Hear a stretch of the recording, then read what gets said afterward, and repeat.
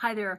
We wanted to make you aware of an important piece of legislation that's in Congress right now called H.R. 5, the Equality Act.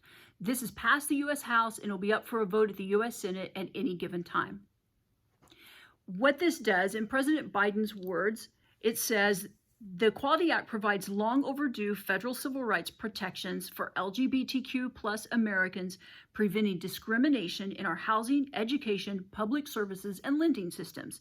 And that's good. We don't believe anybody should be discriminated against. But what that doesn't tell you is on the flip side of all of this, it's removed religious protections for religious beliefs, for churches, faith-based organizations, and religious institutions.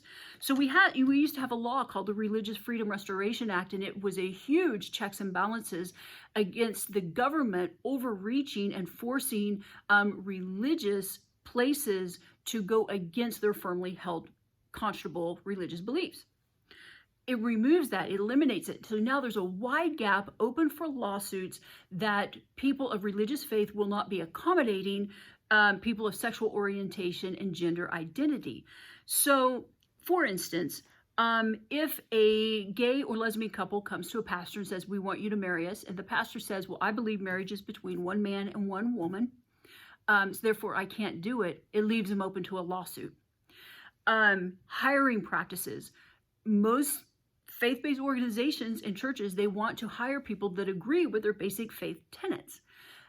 If someone comes and doesn't agree with it and you say, "Well, you don't agree with our basic faith tenets, you're not going to be a good fit here," that it eliminates it. It opens you to a lawsuit forcing you to hire people who don't even agree with what you agree with.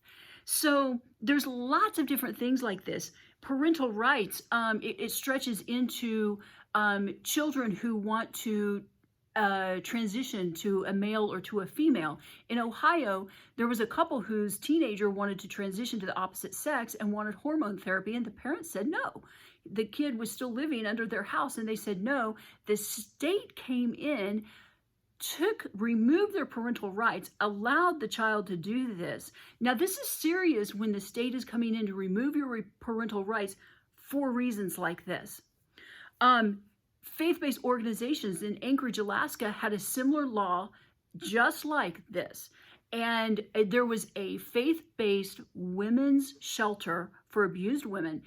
Men transitioning to women came in, wanted rights to be there at the shelter, and they had to by law. So now you've got women who have been abused by men, women who have been sex trafficked, and they've got biological men living in the midst of them, which can be, that doesn't even make sense. But this is what the law is doing. So these are things that we need to be very much made aware of. The other thing is abortion. We've had a protection called the Hyde Amendment, which has protected your taxpayer money from funding abortions. That is at risk for completely being obliterated through this legislation. And there's all sorts of things that are going on at the expense of religious beliefs. So here's what you need to do.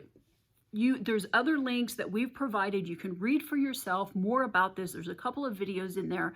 Find out more, but act now, because our Virginia senators, Mark Warner and Tim Kaine, need to know that if you oppose this, that you oppose it, because based on their track record, they will vote for it.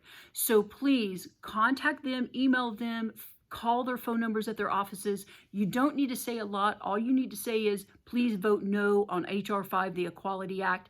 If you want to give a reason, you can, but that's the gist of it. So it's not real difficult. Just say that and make sure your voice is heard, because God, the church, and religious beliefs are being persecuted right now, and we must stand up for truth. So contact our senators, find out more about this legislation if you want to, and act on it and pray. Thank you, guys.